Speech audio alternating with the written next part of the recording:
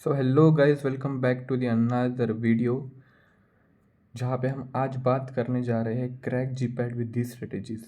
ये आपके लिए बहुत हेल्पफुल रहेगी। मैं इधर डिस्कस करने वाला हूँ कि एमसीक्यूज कैसे सॉल्व करते हैं, आपको कौन कौन से टॉपिक कवर करने हैं और कैसे आप अपनी प्रिपरेशन को बूस्ट कर सकते हैं और अपनी अच्छी रैंक इस साल जीपैट 2026 में आप ला सकते हैं। तो आज का हमारा कंटेंट रहेगा why revision is important. Revision important क्यों है और क्यों करनी चाहिए, effective way of revision, revision किस किस प्रकार के अपन कर सकते हैं, common mistakes avoid during preparation. एक एस्पिरेंट बहुत सारी मिस्टेक करता है अपनी प्रिपरेशन के दौरान, तो हम देखेंगे कि वो कॉमन मिस्टेक क्या है, उसके ऊपर हम ओवरकम भी करने की कोशिश करेंगे। और उसके बाद आता है how to solve M C Qs. फिर उसके बाद आता है कि how to plan your last 35 days, most important.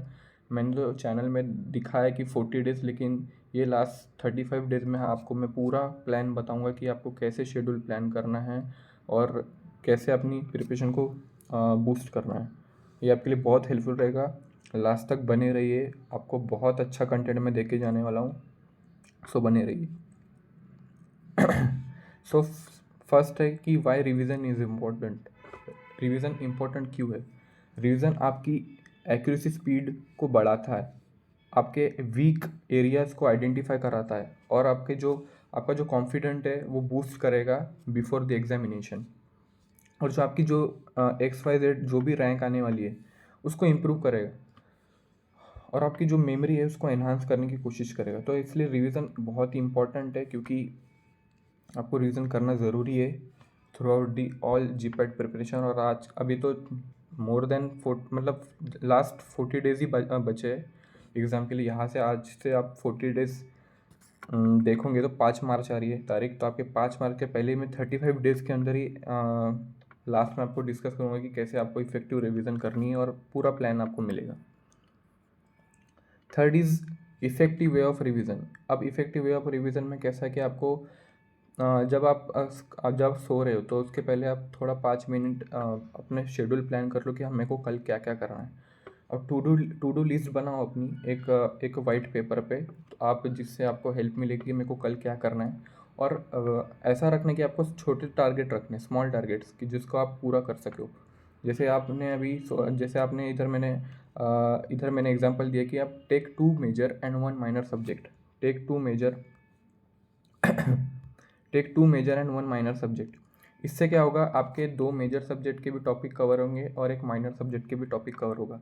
जैसे कि मैंने यहाँ पे एग्जांपल दिया है फार्माकोलॉजी का। आज जैसे कि आज 24 जैन है, तो आज मैं सुबह पढ़ रहा हूँ फार्माकोलॉजी का ANS, फिर उसके बाद फार्माटेक का टैबलेट पढ़ रहा हूँ और फिर फिजिकल फार्मेसी का माइक्रोमेट्रिक्स पढ़ रहा हूँ। तो इससे क्या होगा, इससे आपके 3 टॉपिक कवर हो रहेगा तो उससे आपको एक वे मिलेगा कि आप कैसे पढ़ाई कर रहे हो। आपके मेजर भी आपके साथ कवर हो रहे हैं और माइनर भी आपके साथ कवर हो रहा है। तो जैसे कि एक छोटे छोटे आप टॉपिक लेके चल सकते हो। तो ये मेरा एक आइडिया रहेगा। मैं खुद इसको फॉलो करता हूँ। और नोट है आपके लिए कि do your revision according to your speed. अब किसी को 3 घंटा लगता है, किसी को 2 घंटा लगता है, किसी को 4-5 घंटे लग जाते हैं रिवीजन करने के लिए। आप अपने स्पीड के अकॉर्डिंग रिवीजन कर सकते हैं, लेकिन आपको थोड़ा भी स्पीड बढ़ाना पड़ेगा। अब ज़्यादा दिन बचे नहीं हैं और आपको बहुत टॉपिक कवर करना है इफ़ आप अभी से शुरू कर रहे हो तो। ठीक है। Then next is technique for fast revision. आप फास्ट रिवीजन करने के क्या क्या टेक्निक रह सकते हैं। अब जैसे कि माइंड मैप बनाना, शॉर्ट नोट्स बनाना, फ्लैश कार्ड्स बनाना, और जो एक्टिव रिकॉल है। जो एक्टिव रिकॉल मतलब जैसे आपने आज दिन भर जितना भी पढ़ा है, आप उसको अब जैसे खाली बैठे हो आप, तो खाली स्क्रोलिंग करने से अच्छा आप याद करो कि मैंने क्या क्या पढ़ा। उसको याद करने के आप अब हाँ, मैंने ये पेज में ये पढ़ा था, मैंने ये पेज में ये देखा था, ये पेज में ये इक्वेशन थी, उसका डेरिवेशन ऐसा निकलता था, इसमें ये क्वेश्चन यूज़ होती थी, इसका इंस्ट्रूमेंट है ये, जैसे एनालिसिस हुआ तो उसमें डिटेक्टर ये हो रहे ऐसे। तो इस तरह का जैसे क्लासिफिकेशन हो गया, एनएस का क्लासिफिकेशन हो गया, कीमोथेरेपी, कोई भी क्लासिफिकेशन, कोई भी मैकेनिज्म ऑफ एक्शन, या कोई भी फार्माकोग्नोसी का ड्रग की इसकी फैमिली ये होगी वो होगी, ऐसा। तो ये आपको एक्टिव रिकॉल आना चाहिए, बहुत ज़रूरी होता है एक्टिव रिकॉल। आपको बहुत मदद करेगा कि आपकी बहुत फास्ट रिवीजन भी हो सकती है और इफ़ेक्टिवली भी रिवीजन हो सकती है। और जितने भी माइंड मैप्स रहते हैं वो बहुत मदद करते हैं आपके प्रिपरेशन में, और बहुत फास्ट रिवीजन भी हो जाती है इससे। और ज़्यादा देर तक आप याद भी कर सकते हैं throughout the mind maps. Then next, हाँ, जैसे कि ये एक एग्जांपल है, जैसे कि ये मेरा बनाया हुआ माइंड मैप है, इसके आप देख सकते हैं। एक सेकंड, ये देखिए, इसमें मैं जूम कर रहा हूँ, इसमें मैंने टैबलेट कोटिंग डिफेक्ट्स के बारे में बताया। टैबलेट्स कोटिंग डिफेक्ट में मैंने पूरा A to Z एक्सप्लेन किया है कि ये ऐसे ऐसे में आप माइंड मैप बना सकते हैं जिससे आप एक ही पेज में पूरा समराइज वे में आप उसको देख सकते हो, और उसके लिए आप रिवीजन बहुत अच्छे से कर सकते हो। आप जैसे कि यहाँ पे देख रहे हैं टैबलेट कोटिंग डिफेक्ट्स, यहाँ पे मैंने क्रैकिंग का बताया, ब्लिस्टरिंग क्या होता है ये बताया, ऑरेंज पील इफेक्ट क्या होता है ये सब मैंने बताया। तो आप ऐसे एक एग्जांपल मैं दे रहा हूँ कि आप ऐसे कर सकते हैं, ठीक है। और आप बना सकते हैं, अभी भी टाइम है, तो आप अपना थोड़ा शेड्यूल प्लान करके हर एक चीज़ आप देख सकते हैं कि मैं कैसे अपने शेड्यूल को प्लान करके माइंड मैप के लिए अलग टाइम निकाल के माइंड मैप करूँ। उसके साथ आपका इसमें दो फायदे हो रहे हैं, आप माइंड मैप भी बना रहे हो, और जब जो टॉपिक आप पढ़ के इधर लिख रहे हो खुद से बना के, तो आपको पता रहेगा कि मैंने यहाँ या बनाया था करके, ऐसे। सो नेक्स्ट आता है कॉमन मिस्टेक्स जो एक एस्पिरेंट अपनी प्रिपरेशन के दौरान करता है। आपका जो भी वीक टॉपिक हो तो आप उसको इग्नोर करते हो। जैसे अब मैं अपना बताता हूँ, मेरा वीक पकड़ लो, मेरा मेडिकेम है, तो मैं मेडिकेम को बहुत इग्नोर कर रहा हूँ। तो ये ऐसा नहीं करना है, आपको हर हर सब्जेक्ट बैलेंस लेके चलना है। अब जैसे कि आप हर सब्जेक्ट में हीरो नहीं बनना है अपन को, अब हर सब्जेक्ट को लेके चलना है। अब जैसे किसी का कोलॉजी अच्छा रहता है तो उसको बस वो दिन भर कोलॉजी पढ़ रहा है, ऐसा नहीं। आपको हर टॉपिक को अपना बेसिक बना के, अपना हर टॉपिक को बैलेंस रख के, हर चीज़ को बैलेंस रख के आपको प्रिपरेशन करनी है। अब कोई कोई रहता है, कोई नो डेली रिवीजन, जो डेली रिवीजन नहीं करते। जैसे कि आज मैंने 5-6 क्लास की है तो मैं सो जा रहा हूँ डायरेक्ट, कि मैं आज मैं बहुत थक गया कि मैं सो जा रहा हूँ। ऐसा नहीं करना है आपको। सोने से पहले फास्ट, जितनी भी फास्ट हो सकती है रिवीजन करना है। एटलीस्ट पेज भी देख लो तो भी चलेगा, लेकिन रिवीजन करना है आपके आंखों के सामने। सोने से पहले कुछ ना कुछ तो चीज़ जानी चाहिए। आपके मोबाइल से स्क्रोलिंग हटा दो थोड़ी देर के लिए, क्योंकि अभी बहुत कम टाइम है और आपको क्वालिफाइड निकालना है एटलीस्ट। जो जो रैंक के लिए खेल रहे हैं वो रैंक के लिए खेलने ही वाले, ठीक है। तो मैं ये वीडियो बेसिकली दोनों पर्पज़ के लिए बना रहा हूँ, जो अभी भी शुरू कर रहे हैं या फिर जिन्होंने थोड़ा बहुत शुरू किया है, जो अभी भी हाई पिक पे है, उनके लिए भी। जो 2 ईयर्स के लिए तो उनके लिए बहुत बेनिफिशियल रहेगा। जो 1 ईयर में अभी 1 ईयर से प्रिपरेशन कर रहे हैं उनके लिए, क्योंकि अभी बहुत जल्दी जीपैट आ चुका है। इसलिए मॉक टेस्ट अवॉइड करना। कोई भी मॉक रहा हो, आपका जितना भी सिलेबस रहा है, आपको कितना आता है आप खुद एनालाइज कीजिए। वो मार्क की चिंता आप मत कीजिए कि मुझे इतने मार्क आ रहे हैं, इतने मार्क आ रहे हैं। आपको ये चीज़ अवॉइड करनी है, क्योंकि मतलब नहीं है इस चीज़ को अभी बोल के, क्योंकि आपका आपका एक सिलेबस इफ कंप्लीट हुआ होगा तो फिर आपके कम मार्क करो तो फिर उसके ऊपर अपन थिंक कर सकते हैं। लेकिन आपको एक भी मॉक छोड़ना नहीं है। जैसे टॉपिक वाइज हो गया, या सब्जेक्ट वाइज हो गया, या फुल मॉक हो गया। अब जैसे टॉपिक वाइज हो रहा, तो आपको पता रहना चाहिए मेरे, हाँ, ये वाले टॉपिक से मुझे इतना आता है करके। अब जैसे मैंने आज ANS पढ़ा है, कोई भी मैंने फार्माकोलॉजी का XYZ चैप्टर पढ़ा, जैसे CVS पढ़ लिया, ठीक है। तो CVS पकड़ने के बाद में उस CVS का पूरा, या फिर उसके छोटे अंदर अंदर के एंटी हाइपरटेंसिव, एंटी एंजियोनल, या ऐसे कोई भी टॉपिक है तो उसको मैं पकड़ रहा हूँ। तो फिर उसके बाद मैं उसको जो टेस्ट दे रहा हूँ उसमें मेरे को कितना आ रहा है वो आपको एनालिस करने की बहुत ज़रूरत है। आपको मॉक टेस्ट अवॉइड करना नहीं है। अब बहुत बेनिफिशियल रहता है मॉक टेस्ट, आपको उससे आपकी रैंक भी डिसाइड हो सकती है, ठीक है। देन उसके बाद नॉट एनालाइजिंग मिस्टेक। तो मिस्टेक आपको एनालाइज करना ही पड़ेगा थ्रू आउट योर जर्नी, क्योंकि आप अपनी मिस्टेक्स एनालाइज नहीं करोगे तो आपको पता नहीं चलेगा कि मैं कहाँ पे मिस्टेक कर रहा हूँ। जैसे आपने कोई XYZ क्वेश्चन पढ़ा, क्वेश्चन पढ़ने के बाद आप उसको, ठीक है, आपने उसको रॉन्ग किया है, आप अपने मार्क्स देख लेंगे। जैसे 200 मार्क का पेपर है, समझो 200 मार्क का कोई भी मॉक टेस्ट, उसमें आपको 150 प्लस आ रहे हैं मार्क। तो 150 प्लस आ रहे हैं तो ठीक है, आपने सोचा कि मेरे 150 प्लस है, तो आपके 50 कहाँ गए वो भी आपको एनालाइज करने की बहुत ज़रूरत है। वो 50 भी आपकी, वो 50 आपकी रैंक डिसाइड करेगा। और ये जो 150 वो आपको क्वालिफाइड करने में मदद करेगा। मैं एक एग्जांपल दे रहा हूँ बस। तो 50 वो जो है आपके कहाँ गलत हुए, या फिर आपने कैसे अनअटेम्प्ट किए, तो जो अनअटेम्प्ट वाले जो क्वेश्चन है उसको पढ़िए, और जो जहाँ पे आपकी मिस्टेक हुई कि इसमें आपने नॉट नहीं देखा, या एक्सेप्ट नहीं देखा, इनकरेक्ट नहीं देखा, फॉल्स नहीं देखा, या फिर आपने जल्दबाजी में ब्लेंडर कर दिया कि ये वाला ऑप्शन लगाना था तो ये वाला लग गया, तो ये ऐसे मिस्टेक आपको एनालाइज करने की बहुत ज़रूरत है, ठीक है। अब कॉमन मिस्टेक से ये भी आती है ब्रेकिंग कंसिस्टेंसी। जैसे ब्रेकिंग कंसिस्टेंसी मतलब क्या है, जैसे आज मैं फुल मोटिवेटेड हूँ तो मैं आज 12 घंटे 13 घंटे पढ़ाई कर रहा हूँ, ऐसा नहीं। आपको जो 12-13 घंटे की आपकी समझो कैपेसिटी है, तो आपको रोज़ लेके चलना है 1 हफ्ता। 1 हफ्ता हो गया पूरा, थ्रू आउट दिस जर्नी आपको लेके चलना है कि मेरे को 12 घंटे रोज़ पढ़ाई करनी है। जैसे आज मैं सोच रहा हूँ कि 12 घंटे मैंने पढ़ाई की, तो मैंने कल का भी पढ़ाई कर लिया, तो मैं कल नहीं पढ़ूंगा, ऐसा नहीं करना। आपको रोज़ 12 घंटे लेके ही चलना है। और हो सकता है आपको इस अभी मिनिमम आपको 10 to 12 आवर्स देना ही है। अभी लास्ट 40 डेज बचे हैं, तो आपको 12 to 10 आवर्स देना ही देना है। नो प्लानिंग एंड इम्प्लीमेंटिंग, जैसे कि मैंने बोला था कि टू डू लिस्ट बनाओ या प्लानिंग बनाओ। आप पूरा एक वाइट शीट पे लेके आप सोचो कि मैंने, हाँ ठीक है, मैंने जैसे बोला कि 2 मेजर 1 माइनर लेके चलना है, तो अपने डे को एनालाइज करो। अब जैसे मैं प्लान देने वाला हूँ, लेकिन प्लान देने से पहले आपको खुद को एनालाइज करना पड़ेगा कि मैं अब उस प्लान के अकॉर्डिंग चलूँ, या फिर मैं भी इससे अच्छा और प्लान बना सकता हूँ। और खुद को जब आप खुद को एनालाइज करते हो, खुद को जानते हो, तो आप ही उसका आउटकम भी अच्छा निकाल सकते हो। तो खुद ही अच्छा सा प्लान बनाओ कि ये दिन में मैं ये करूँगा, मेरे को 1 हफ्ते में इतना टॉपिक कवर करना है। Plan without plan not possible कि आप अच्छा कर पाओ। So planning is very important for revision. अब आती है बात how to solve MCQ effectively. अब read question carefully, identify keywords. अब जैसे कि बहुत लंबा क्वेश्चंस होते हैं, बहुत बड़े बड़े क्वेश्चंस होते हैं।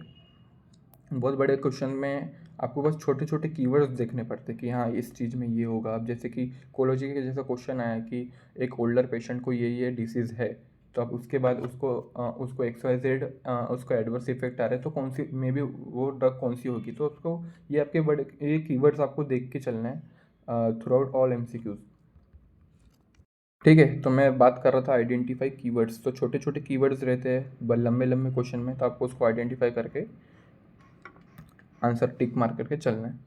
अब जैसे read words like not, except, incorrect, जैसे मैंने बताया था फॉल्स, तो ये ऐसे सब शब्द रहते हैं जिसमें आप ब्लंडर कर सकते हो।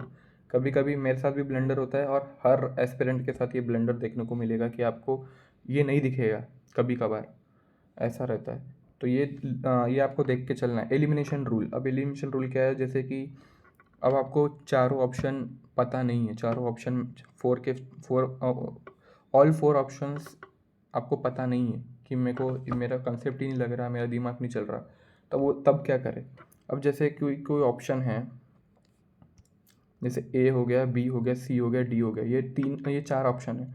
अब 4 ऑप्शन में आपको पहले तो क्वेश्चन अच्छे से पढ़ने की पूछ कर रहा है, देन उसके बाद आपको देखना है कि ऑप्शन में क्या है।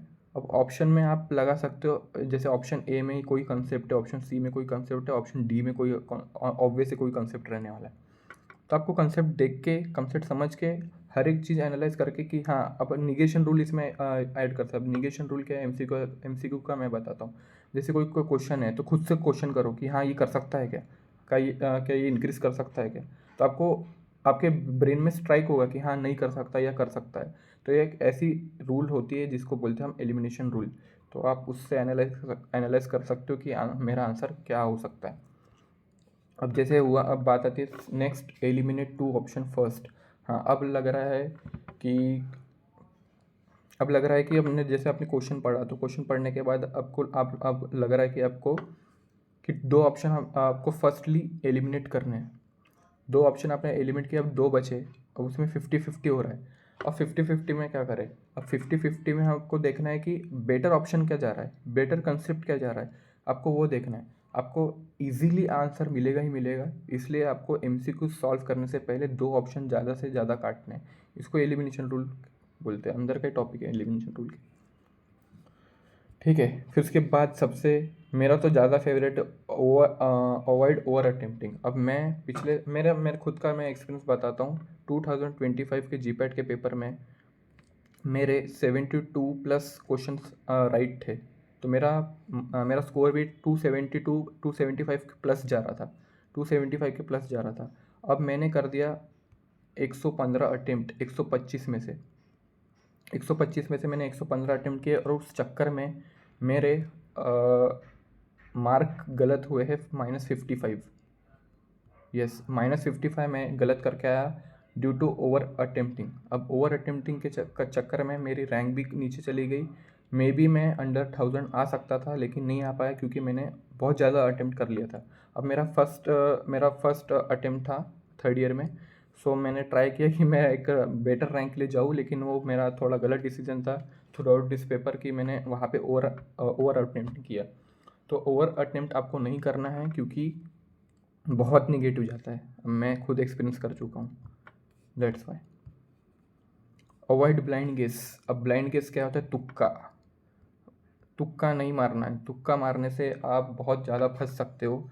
तुक्का मारने से पहले तुक्का मारो ऐसा नहीं है, तुक्का मारना पड़ता है, रिस्क लेना पड़ता है, बट तुक्का इफेक्टिवली मारो।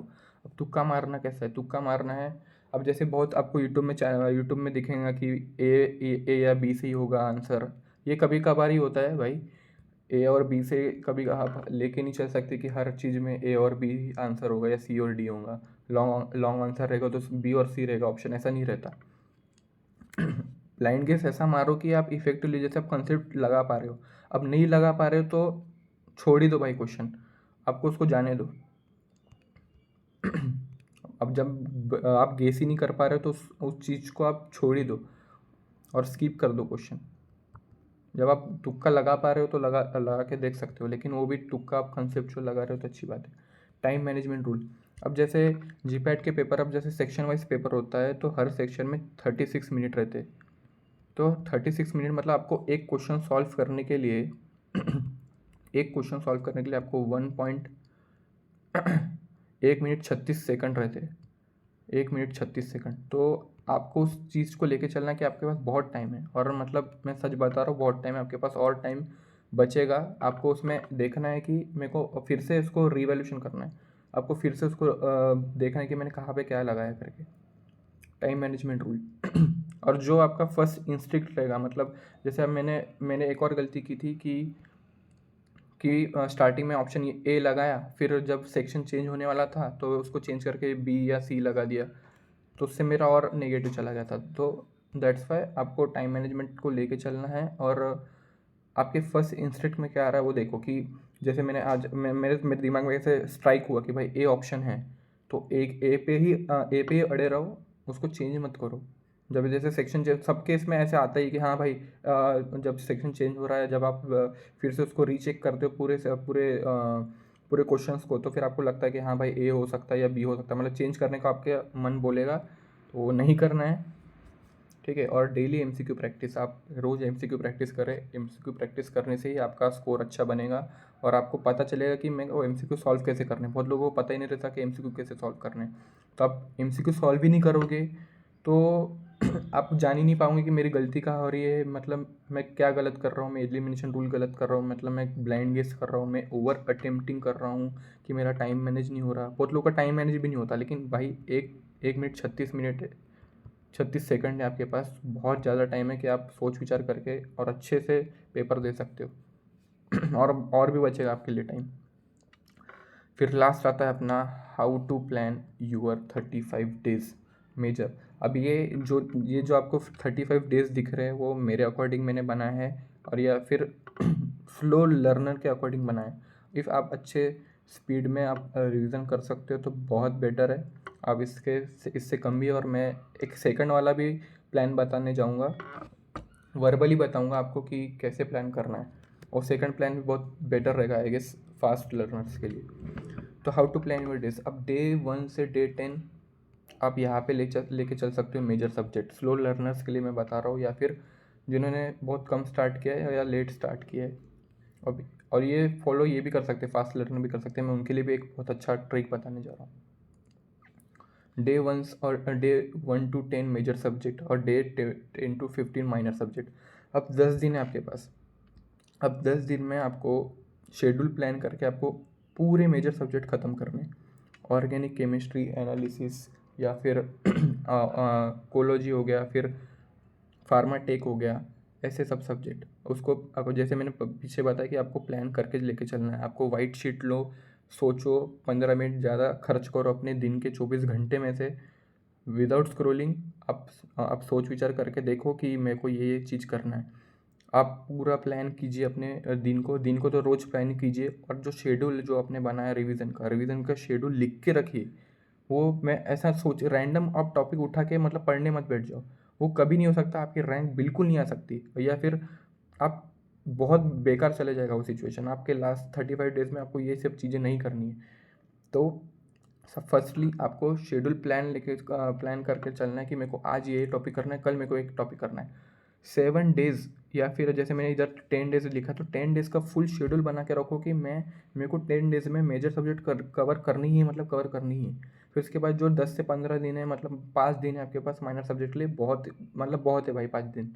5 दिन में मतलब क्या नहीं कर सकते आप। 5 दिन में आप माइनर सब्जेक्ट ईज़िली ख़त्म कर सकते हो। और जितना भी 15 दिन में आप, मैं बता रहा हूँ 15 दिन में आप पूरा सिलेबस कवर कर रहे हो।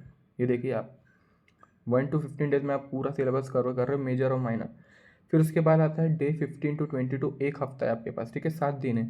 आप फुल रिवीजन करो एक साथ, मतलब जैसे मैं बोला था 2 मेजर 1 माइनर, 2 मेजर 1 माइनर लेके मैंने बताया था, 2 मेजर 1 माइनर। अब इधर रिवीजन कैसे करनी है आपको? इधर रिवीजन करनी है माइंड मैप्स, जो आपने शॉर्ट नोट्स बनाए हैं या फ्लैश कार्ड्स बनाए हैं उनसे, ठीक है।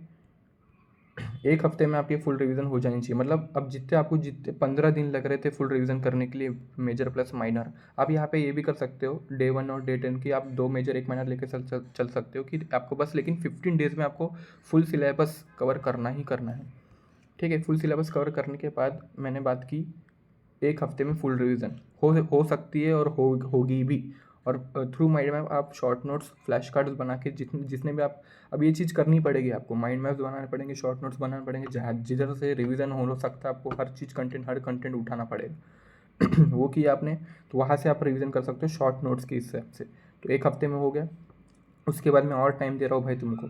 एक तुम्हारी कितनी 2 बार रिवीजन हो चुकी है, देख जैसे कि आप देख सकते हो, ठीक है। फुल रिवीजन पहले 15 दिन में हो गई, फिर 7 दिन में हो गई, ठीक है। अब day 22 day 27 focus on weak topics, जो आपके बचे हैं इफ़ आपको करने हैं, या फिर बचे रिमेनिंग टॉपिक्स और वीक टॉपिक्स है, उसके ऊपर आप ध्यान दे सकते हो। 5 दिन दे रहा हूँ उसके लिए भी मैं अलग से। फिर उसके बाद डे 27 to 32, इसमें भी आपके पास 5 दिन है। फिर से आप अब उससे जब जिधर आपको एक हफ्ता लग रहा था वो 5 दिन में करके देखिए, होगा। अरे मैं बता रहा हूँ 110% होगा आपके पास। 3 से 4 बार आपकी इधर रिवीजन हो गई, ठीक है, प्लस पॉइंट हो गया। फिर उसके बाद डे 32 टू डे 35, 3 या 2 दिन है। अब ये 3 या 2 दिन में आप revise all tables, classification, name reaction, सार्स एक्सेट्रा, बहुत चीज़ें करने के लिए आप रैपिडली वन लाइनर क्वेश्चन जितने भी आते हैं उसको देख सकते हैं, टेबल्स देख सकते हैं, चार्ट्स देख सकते हैं। जैसे टेबल्स बहुत आते हैं बायो फार्मास्यूटिक्स से, या टेबल्स आते हैं फार्माटेक्स से, बहुत बहुत सारे टेबल्स है, वो देखिए। आपके पास 3 दिन में ये दे रहा हूँ, ठीक है। ये आपको पूरा, और आपकी इधर ही 3 से 4 बार रिवीजन हो चुकी है गाइस।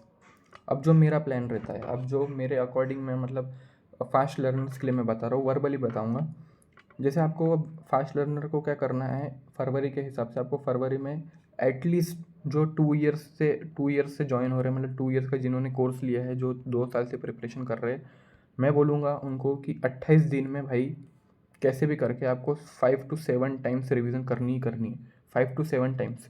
उसके बाद भी आपके पास 5 दिन बचेंगे, 7 मार्च को पेपर है, 1 to 5 मार्च फिर से एक और बार रिवीजन हो सकती है। तो आपको पूरा 1 फरवरी से लेकर 5 मार्च तक आपको कैसे भी करके 5 to 6 टाइम आपको रिवीजन करनी ही करनी है। आपको अपने जितने भी आप जब जितना भी आपके पास जो भी आप इंस्टीट्यूशन में ज्वाइन हो गए, GDC, फार्मेसी इंडिया, जो भी आप XYZ कोचिंग में हो, फार्मेसी में कोई भी एक XYZ कोचिंग में, तो आप मॉडल से अभी पढ़ लो 1 फरवरी तक, और 1 फरवरी से 28 दिन और 5 मार्च तक आप लेके चलो। 33 डेज़ है आपके पास, 33 to 32 जितने भी डेज़ है, उस चीज़ में आप पूरा झोंक दो कि मेरे को क्या करना है क्या नहीं करना है। तो फास्ट रिवीजन करना शुरू कर दो अभी, मतलब छोड़ दो अभी कि मतलब मेरे को ये करना था करके। और जो स्लो लर्नर के, मैं तो उनके लिए 3 से 4 बार बता ही रहा हूँ, और अच्छे से इफेक्टिव रिवीजन हो सकती है। क्योंकि अभी लास्ट 40 मैं उनके लिए बना रहा हूँ वीडियोस, जो लास्ट 40 डेज़ पे क्या कर सकते हैं, ठीक है। और जो फास्ट लर्नर है वो तो भाई फोड़ ही डालो अब रिवीजन को, ठीक है। आपको पूरे टेबल्स करना है। अब नोट सबसे चीज़ क्या है, अब during this days must give topic wise और subject wise plus full mock test.